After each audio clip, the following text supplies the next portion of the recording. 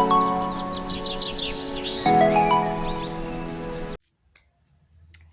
guys, welcome back again. My name is Maggie Caesar. Today I'm here to share the story of my baby again. What happened between the period I got my baby, what happened in NBU, and what happened later to the baby after 6 months, and where my life took a turn up to now, guys. I might encourage someone out there. I might inspire someone out there. I might give an encouragement to someone out there who has lost hope, or maybe someone who has passed through what I passed. So, guys, when I got my baby and my baby went to the NBU, there are things that happened in the in between in the NBU that I never told you in the first video that I made. So that's what I want to tell you. So when baby was in the oxygen and it's in the NBU, guys, I used to get shocked. There's something that shocked me, something that you never know, something that even myself I couldn't believe. It's just that I saw it. If someone told me, I couldn't believe it, At that time where my baby had been put, and the following day when I delivered, the following day my mom came, my dad came, and my sisters came. And by that time, when you are CS, you're not supposed to eat. By that time, I don't know right now whether people do it, but by that time you are not supposed to eat something like for, I think, 3 days, 2-3 days, because we used to be given warm water, and just warm water, by the way, and maybe like something like tea or porridge, something that can be quick to digest. For the ones who have gone through that, they know what I'm talking about. So for me, my baby was not suckling, and I had a lot of pain with my breast milk, because breasts zilikuwa zinafura. I had even tonsils za huko, and I could, unless I wear a sweater which has pockets, and I could put my hands in the jacket so that I can say, like, they were so painful.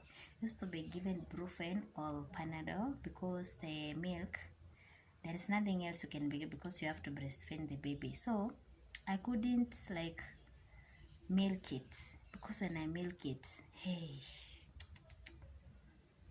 I would face it. The minute I just start breastfeeding, like, the maziwa ilikuwa kuteremka, inajiongezea na mtoto anyonye. And when I milk, the baby used to take like very little meals, like 10 meals, 5-10 meals, 5 like that, 5, and used to be fed through a tube which was put through his nose to the stomach.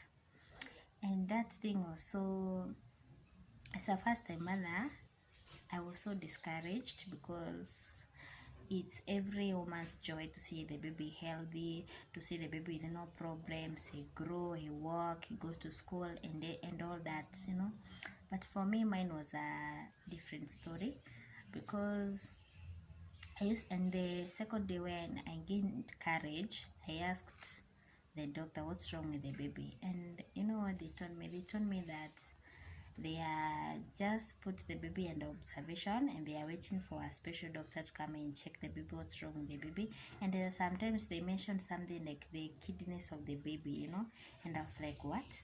A small baby like this, a problem with the kidneys? No. I couldn't believe it. So when my parents came, they asked, where is the baby? I told them the baby ako NBU, and that place was restricted. You shouldn't enter there. Only the mothers, the lactating mothers, were going in. But when I told my dad what had been told, and he got shocked, and he went to ask himself and know more details, because myself, when I was told like that, I never even got the courage to ask another question about it. I felt so discouraged, and for a first thing, when he went there, he was told this and this and that, everything that he was told. And when he came out, he also looked so depressed, so disappointed. And my mom also asked, and they were told what happened to the baby. And let me tell you one thing, I don't know how to put it, but whatever happened.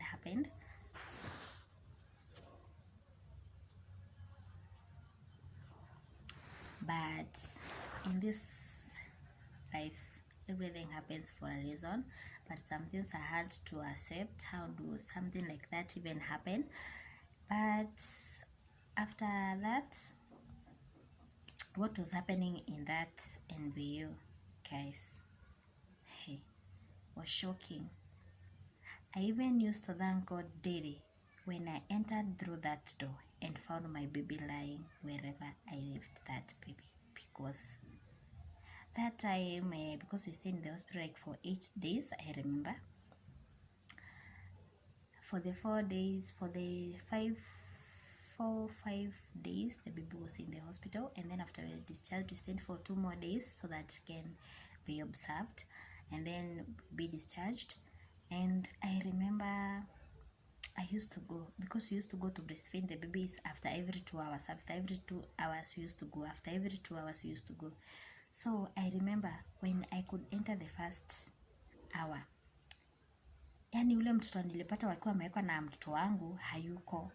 And I used to wonder, there were shows which were and we put somewhere kando and they had stickers on them.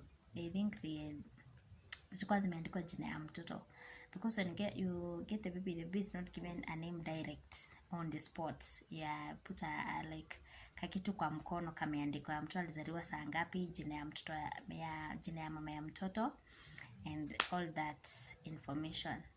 And I really wondered, God, what that. I then later asked someone when we are off, naenda huko NBU unapata kuna vitu zimerapiwa zimeandikwa na, and someone told me those babies are gone. God, I couldn't believe it, guys. And from that time I felt some kind of that kafia enye nilikuwa nayo ilishaenda, and now I have like that strength to go every day and see my baby and meet my baby there, breastfeed my baby, or milk the nini and give the milk and give the baby. But let me tell you, it was tragedy after tragedy, another tragedy, because I could go in the morning, I could go like another after 2 hours, because you go after every 2 hours, and you could find wale watoto walikuwa penye mtoto wangu alikuwa amewekwa, there were 3 babies. It was a big thing and it was special. So my baby and other 2 babies there, most likely they were newborns, of course.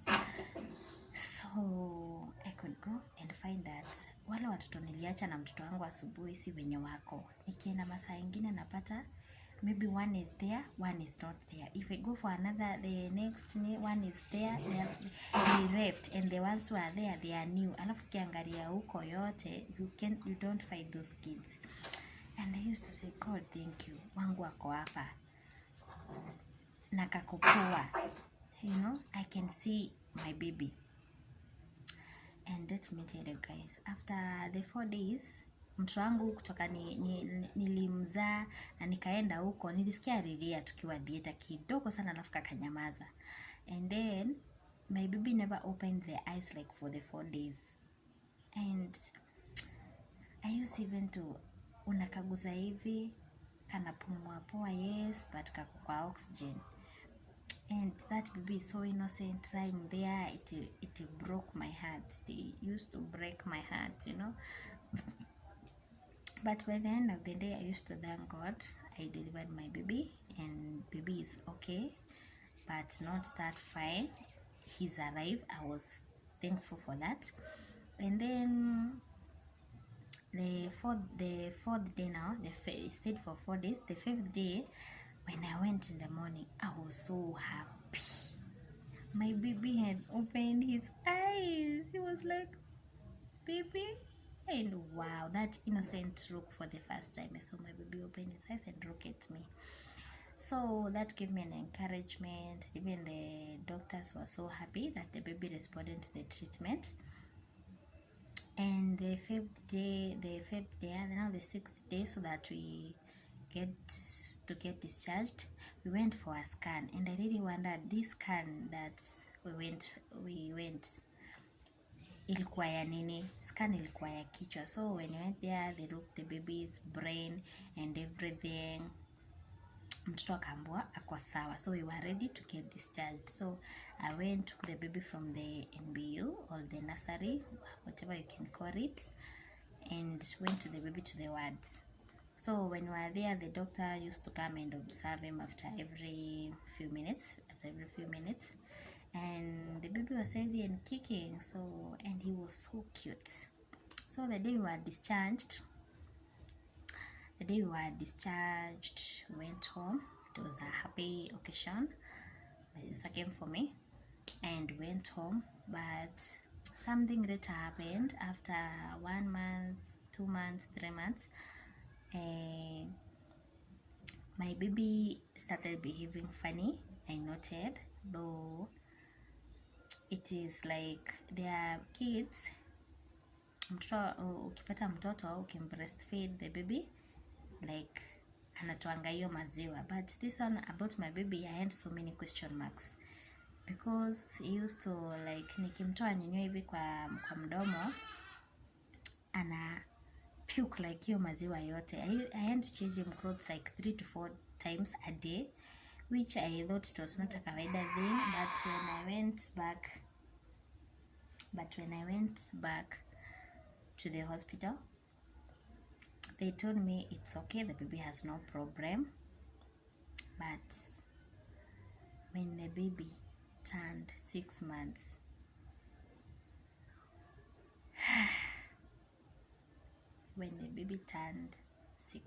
by that time when it was 3 months, I'd already gone back home. I was living with my mom, because I felt that home, I think I'll be better at home and with not too much pressure than tao kwenye tulikuwa tunaishi na my sisters were in school, so I never wanted to distract them from going to school. They have to take care of me, they miss even some classes. I better go back home.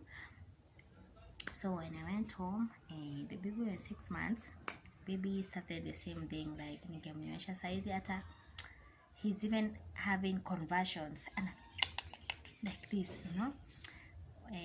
and I was like, hey, no, this is not good. So when one time I went to take him for a clinic, kupimwa kilo, and the doctor asked me what's wrong with the baby, even before I asked, because I had intended to ask about why is baby behaving like this and this. And then my baby here hapa kwa forehead, and like kichwa ilikuwa imejigawanyisha, ilikuwa imebaki just the skull, skull na ngozi. So you could have touched this bone, this like this, and then this other bone ungeiguza hivi, and then here end akashimo, you can put this finger, this one, the last finger, like this, and it could go halfway. And I was like, what? This is too much.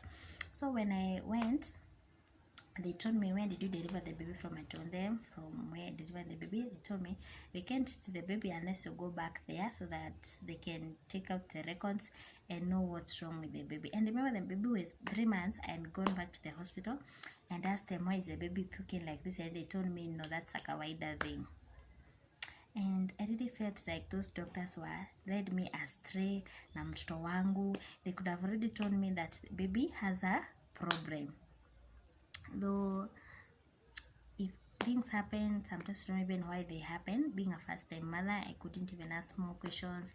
Haujachanuka, haujakuwa that exposed, you have a baby, kuna vitu zinakusumbua kama my life is gonna take another turn, I want this, my future is crashed, and so many other things that were running through my mind, because I had so.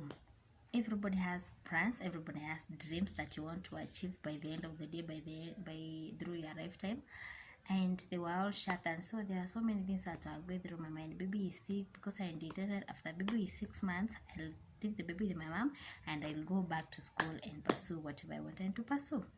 But that's where things started getting to another turn. Twists of fate or twists of life, I don't know how to put it. But guys, let me tell you, after the 6 months and I went to the hospital, I was just given medication and the doctors asked me, kwani uliangusha mtoto? And I told them no, sijaangusha mtoto mahali. And so are those other suggestions that doctors will never accept they are wrong. Let me tell you something.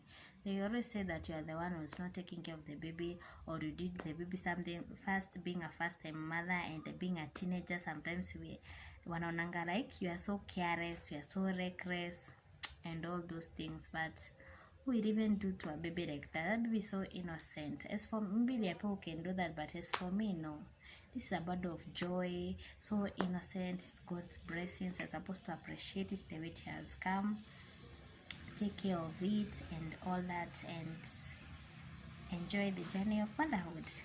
And after that, guys, baby got sick, so sick, like up to now.